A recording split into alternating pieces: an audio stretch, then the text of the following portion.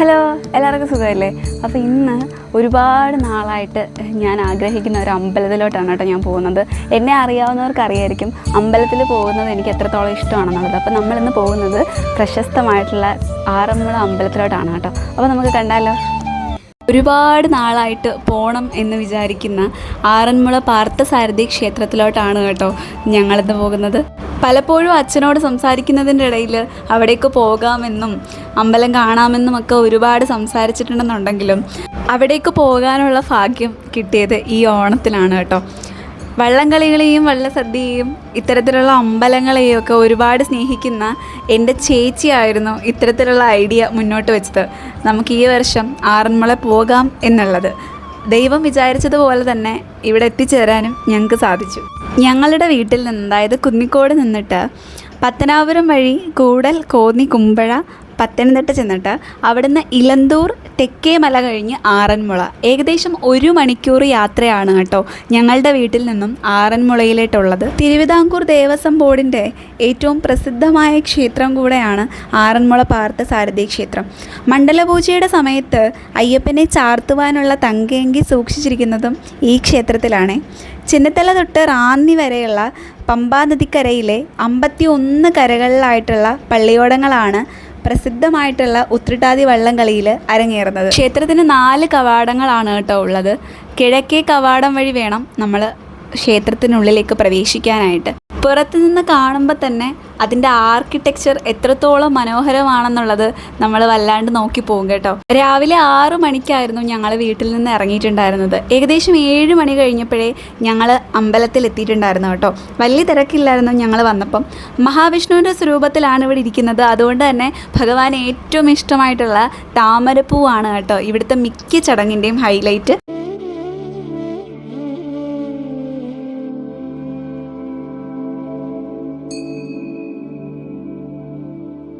നേരത്തെ വന്നതുകൊണ്ട് തന്നെ മനസ്സ് നിറച്ച് ഭഗവാനെ തൊഴുവാനും 4 വട്ടം പ്രദക്ഷിണം വെക്കാനും എല്ലാം സാധിച്ചു. അപ്പം മനസ്സിൻ്റെ വല്ലാത്ത ഒരു ആഗ്രഹമായിരുന്നു കേട്ടോ ഒരിക്കലെങ്കിലും ഇവിടെ വരണം എന്നുള്ളത്. അപ്പം മനസ്സ് നിറഞ്ഞ് തൊഴുതിറങ്ങുമ്പം നമുക്കൊരു സന്തോഷമുണ്ട്.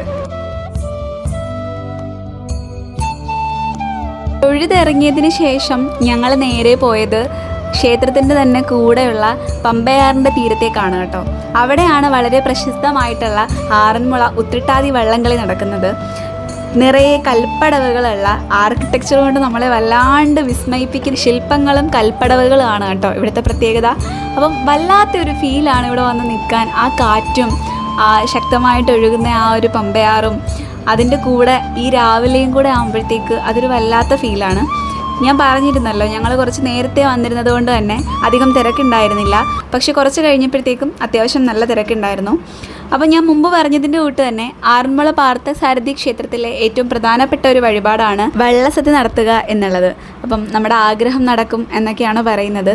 അപ്പോൾ പള്ളിയോടങ്ങൾ തൊഴിഞ്ഞു വരുമ്പം അവരെ സ്വീകരിച്ച് ഈ കൽപ്പടവുകളിലൂടെ മുകളിൽ കൊണ്ടുപോയി വള്ളസദ്യ കൊടുക്കുക എന്നുള്ളതാണ് അതിൻ്റെ രീതി. ഇനി എന്താണ് തിരുവോണത്തോണി? നിങ്ങൾക്ക് എത്ര പേർക്ക് അറിയാം എന്നെനിക്കറിയില്ല. പണ്ട് കോഴഞ്ചേരിക്ക് അടുത്ത് കാട്ടൂർ എന്ന് പറയുന്ന സ്ഥലത്ത് ഒരു ഇല്ലം ഉണ്ടായിരുന്നു. ആ ഇല്ലത്തിൽ എല്ലാ വർഷവും തിരുവോണത്തിന് തിരുവോണ ഊട്ട് നടത്തുന്ന ഒരു പതിവുണ്ടായിരുന്നു. അപ്പം അവർക്ക് അത്യാവശ്യം നല്ല ഒരു പ്രതാപവും അഭിവൃദ്ധിയും എല്ലാം കണ്ടിട്ട് കുറേ ആൾക്കാർ ഇതിന് പാര വെച്ചു. അപ്പം ഒരു വർഷം അവരുടെ വീട്ടിൽ നടത്തിയ തിരുവോണ ഊട്ടിന് ആരും എത്തിയില്ല. അപ്പോൾ ആ വർഷം ഉപനയനം കഴിഞ്ഞ ഒരു ബാലൻ അവരുടെ വീട്ടിൽ കയറി വരികയും തിരുവോണ ഊട്ട് കഴിക്കുകയും തിരിച്ചിറങ്ങി ഉടനെ ഈ ബാലനെ കാണാതാകുകയും അവിടെ നിന്നവർ ഒരു അശരീരി പോലെ അടുത്ത വർഷം ആറന്മുള അമ്പലത്തിലോട്ട് ഭക്ഷണമായി വന്നാൽ മതി എന്ന് കേൾക്കുകയും ചെയ്തു. അന്ന് തൊട്ട് ഈ തിരുവോണത്തോണിയിൽ ആറന്മുള ഭഗവാനുള്ള ഭക്ഷണം കൊണ്ടുപോകുന്നതൊരു പതിവാണ്. അപ്പം അതിനുവേണ്ടി ഉപയോഗിക്കുന്ന വള്ളമാണ് ഈ തിരുവോണത്തോണി എന്നറിയപ്പെടുന്നത്.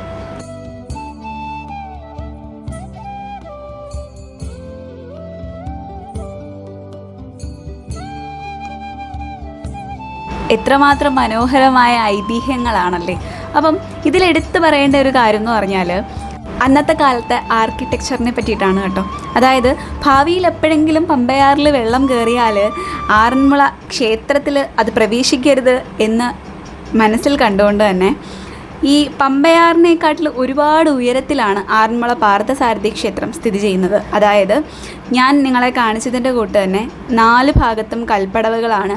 ആ കൽപ്പടവുകൾക്ക് മുകളിലായിട്ടാണ് ക്ഷേത്രം സ്ഥിതി ചെയ്യുന്നത്. ഇവിടെ വരുന്ന ഓരോ നിമിഷവും ആറന്മുളയിൽ താമസിക്കുന്ന ആൾക്കാരോട് കുശുമ്പാണ് കേട്ടോ. കാരണം അത്രത്തോളം മനോഹരമായിട്ടുള്ളൊരു അറ്റ്മോസ്ഫിയറാണ് ആ ഒരു പമ്പയാറിൻ്റെ തീരവും ആ കാറ്റും ചുറ്റുമുള്ള ആകാശമാണെങ്കിലും എല്ലാം കൊണ്ടും അനുഗ്രഹിക്കപ്പെട്ട ഒരു സ്ഥലം. നല്ല വഴുക്കലുണ്ടായിരുന്നു കേട്ടോ. അതുപോലെ തന്നെ ഇഷ്ടം പോലെ മീനുകളുള്ള ആറാണ്. നമ്മൾ കാലങ്ങോട്ട് വെച്ച് കൊടുക്കുമ്പോഴേ ഒരുപാട് മീനുകൾ നമ്മുടെ അടുത്തോട്ട് വരും. ശരിക്കും നമുക്ക് ദൈവം നമ്മളെ അനുഗ്രഹിക്കുന്ന പോലൊരു ഫീലാണ് കേട്ടോ. മുമ്പ് ഞാൻ പറഞ്ഞതിൻ്റെ കൂട്ട് തന്നെ ഇവിടുത്തെ ഏറ്റവും പ്രധാനപ്പെട്ട ഒരു വഴിപാടാണ് വള്ളസദ്യ എന്ന് പറയുന്നത്. അപ്പോൾ വള്ളസദ്യക്ക് ഞാൻ ഈ കാണിച്ചു തന്ന പമ്പാ തീരത്തിലൂടെ അവർ പള്ളിയോടങ്ങൾ വരികയും അവരെ ആരാണോ ഈ വഴിപാട് നടത്തുന്നത് അവരുടെ വീട്ടുകാർ സ്വീകരിച്ച് ഭഗവാന്റെ അടുത്തോട്ട് കൊണ്ടുപോവുകയും അവിടെ കൊണ്ടു ചെന്നിട്ട് വെള്ളസദ്യ ഊട്ടുകയും ചെയ്യുന്നതാണ് ഇവിടുത്തെ ചടങ്ങ്. അതായത് ഈ പള്ളിയോടത്തിൽ വരുന്ന ആൾക്കാരെ ഇതേ രീതിയിൽ ആരതിയൊക്കെ ഒഴിഞ്ഞായിരിക്കും അവരെ മുകളിലോട്ട് കൊണ്ടുപോകുന്നത്. ആദ്യത്തെ ഇലയിട്ട് വിളമ്പുന്നത് ഭഗവാനും അതിനുശേഷം പള്ളിയോടങ്ങളിൽ വരുന്ന ഇവർക്കും എന്നാണ് അതിൻ്റെ ഒരു രീതി. വർഷങ്ങളോളം വഞ്ചിപ്പാട്ട് ഡിസ്ട്രിക്ട് ലെവൽ വരെയൊക്കെ പോയി പങ്കെടുത്തിട്ടുള്ള ഒരാളാണ് ഞാൻ. പക്ഷേ അന്നൊന്നും ഇതിൻ്റെ പിന്നിലുള്ള ചരിത്രമോ ഐതിഹ്യങ്ങളോ ഒന്നും അറിയാതെയാണ് സത്യം പറഞ്ഞാൽ ഞാനത് പാടിയത്. ഇവിടെ വന്നപ്പോൾ ശരിക്കും എനിക്ക് ഒരു കുറ്റബോധമാണ് തോന്നിയത്. കാരണം കുറച്ചും കൂടെ നേരത്തെ ഞാൻ വന്നത് കാണുകയും മനസ്സിലാക്കുകയും ചെയ്യേണ്ടതായിരുന്നു.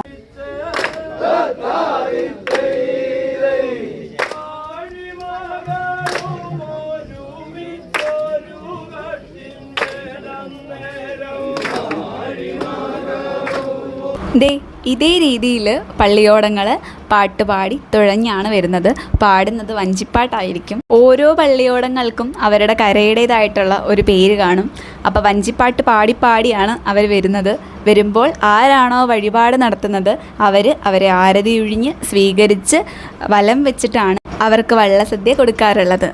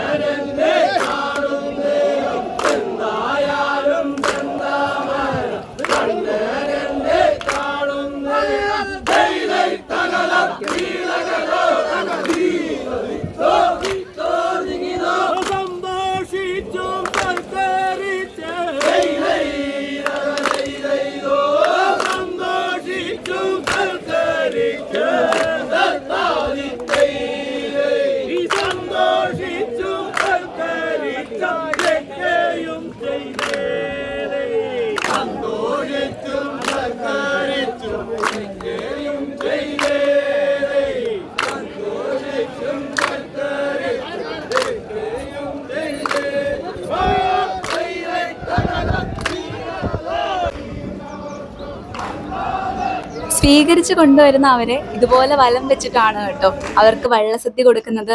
ആദ്യം ഭഗവാനാണ് നീതിക്കുന്നത്, അത് കഴിഞ്ഞിട്ടാണ് പള്ളിയോടക്കാർക്ക് അത് കൊടുക്കുന്നത്. അവിടെ ചെല്ലുമ്പം സത്യം പറഞ്ഞാൽ അവിടെ വള്ളസദ്യ കഴിക്കാമെന്നോ അത് കിട്ടുമെന്നോ ഉള്ള പ്രതീക്ഷയില്ലായിരുന്നു. കാരണം അവിടുത്തെ തിരക്ക് അത്രത്തോളമായിരുന്നു. കാരണം ഓണമാണ്, ഞായറാഴ്ചയാണ്, കഴിക്കാമെന്നുള്ള ഒരു വിചാരവും മനസ്സിലില്ല. കാരണം കയ്യിൽ പാസില്ല. അപ്പോൾ ഞങ്ങൾ ഒന്ന് രണ്ട് പേരെടുത്ത് അന്വേഷിച്ചപ്പോഴത്തേക്ക് അവർ പറഞ്ഞത് പാസ് ഇല്ലെങ്കിലും കുഴപ്പമില്ല, ഒന്ന് രണ്ട് പന്തിയൊക്കെ കഴിയുമ്പോഴത്തേക്ക് ഫുഡ് ബാക്കിയുണ്ടെന്നുണ്ടെങ്കിൽ അവർ തരും എന്നാണ് പറഞ്ഞത്. പക്ഷെ അപ്പോഴും ഞങ്ങളുടെ മനസ്സിലെന്ന് പറഞ്ഞാൽ ഈ പള്ളിയോടക്കാരുടെ കൂടെ വള്ളസദ്യ കഴിക്കുക എന്നുള്ളതായിരുന്നു. കാരണം ഈ ആറന്മുള വള്ളസദ്യയുടെ ഏറ്റവും ഒരു മനോഹരമായിട്ടുള്ള ഒരു കാര്യം എന്താണെന്ന് ചോദിച്ചാൽ ഞാൻ പറയും വഞ്ചിപ്പാട്ട് പാടി ആ സാധനങ്ങൾ വാങ്ങിച്ച് ഇലയിൽ വെക്കുന്നതാണെന്ന് ഞാൻ പറയും. കാരണം അവർക്ക് എന്ത് സാധനമാണോ വേണ്ടത് അത് ആ പാട്ട് പാടി അത് അവർ കൊണ്ടുവന്ന് കൊടുക്കുന്നതിലോളം മനോഹരമായിട്ടുള്ള ഒരു ദൃശ്യം വേറെ എന്താണുള്ളത്. അപ്പം അവരുടെ കൂടെ ഇരുന്ന് കഴിക്കാൻ പറ്റുക എന്നുള്ളതൊരു വലിയ ഭാഗ്യമാണ്. അപ്പം ഒന്ന് രണ്ട് പേരെടുത്ത് അന്വേഷിച്ചപ്പോൾ അവർ പറഞ്ഞു, നിങ്ങളൊരു കാര്യം ചെയ്യും, ഈ പള്ളിയോടത്തിന്റെ സേവാ സംഘമുണ്ട്, അപ്പൊ അവിടെ പോയി ഒന്ന് അന്വേഷിച്ചു നോക്കുമെന്ന് പറഞ്ഞു. ഭഗവാൻ എന്തോ മനസ്സിൽ കണ്ടതുപോലെ ഞങ്ങൾ അവിടെ പോവുകയും അവിടുത്തെ ഒരു ബി കൃഷ്ണകുമാർ എന്ന് പറഞ്ഞിട്ടുള്ള ഒരു അദ്ദേഹം ഞങ്ങൾക്ക് 3 പാസ് തരികയും ചെയ്തു. അപ്പോഴും ഞങ്ങൾ 5 പേരുണ്ട്, എല്ലാവർക്കും കഴിക്കാൻ പറ്റും എന്നുള്ള ഒരു വിചാരവും ഇല്ല. ഭഗവാൻ അത്രയെങ്കിലും തന്നല്ലോ എന്ന് വിചാരിച്ചിരിക്കുകയാണ് ഞങ്ങൾ. അങ്ങനെ കഴിക്കാൻ നേരത്ത് ക്യൂ നിൽക്കുന്ന സമയത്ത് അമ്മയ്ക്ക് ഒരു പാസ് കിട്ടുകയാണ്. അതുകൊണ്ട് തന്നെ ഞങ്ങൾക്ക് എല്ലാവർക്കും കയറി കഴിക്കാനായിട്ട് പറ്റി.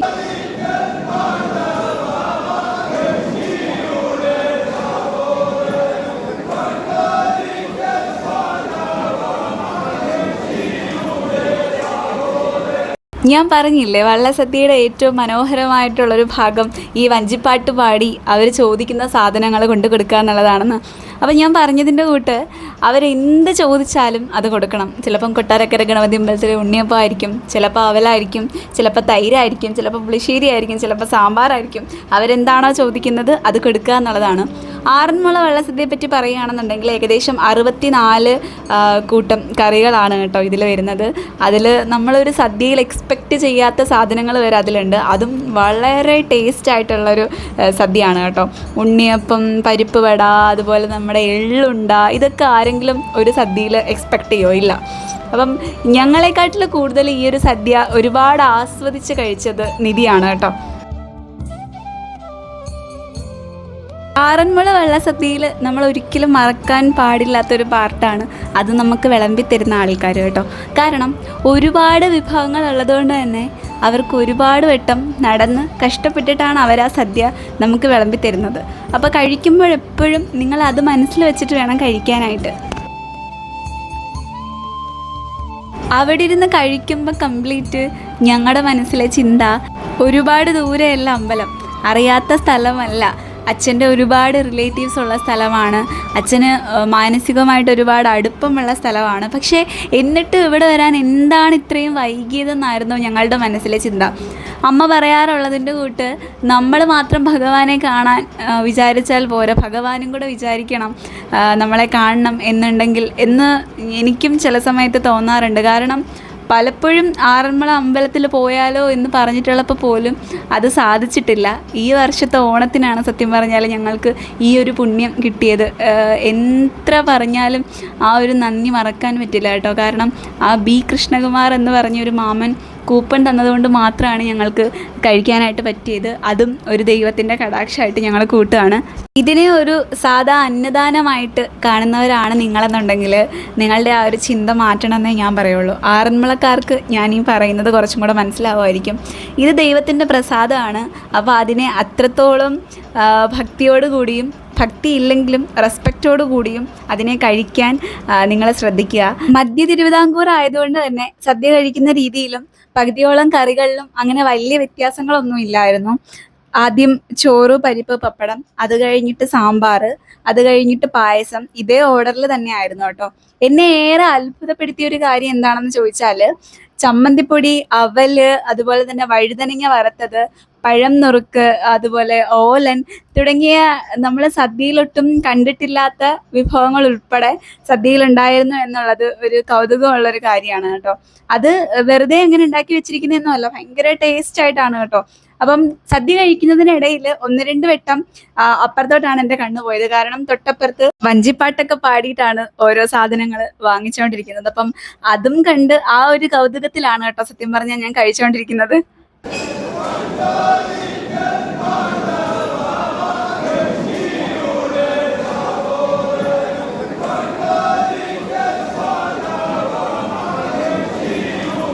ആദ്യമായിട്ട് കിട്ടിയ പായസം പ്രഥമൻ തന്നെയാണ്. അത് പഴം കൂട്ടി കഴിച്ചു.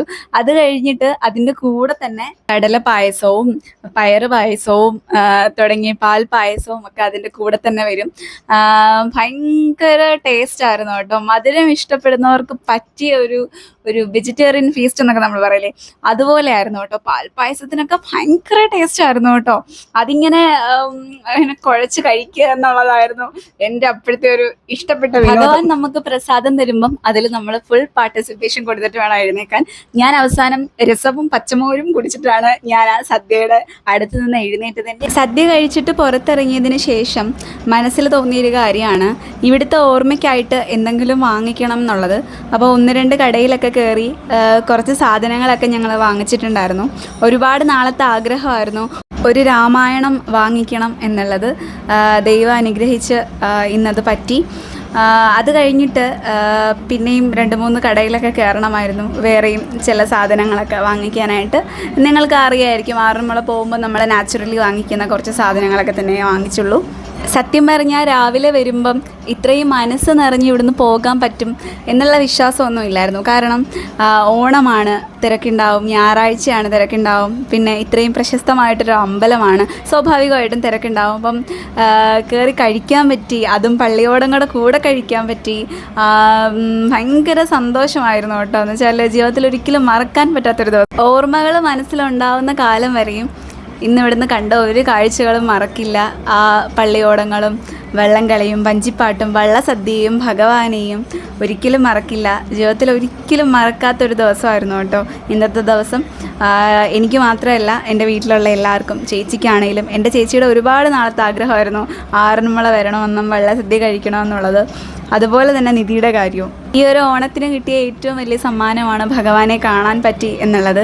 അപ്പം എല്ലാവർക്കും നല്ലൊരു ഓണക്കാലം നേരുന്നു. അടുത്ത വീഡിയോയിൽ കാണുന്നവരെയും ടാറ്റാ.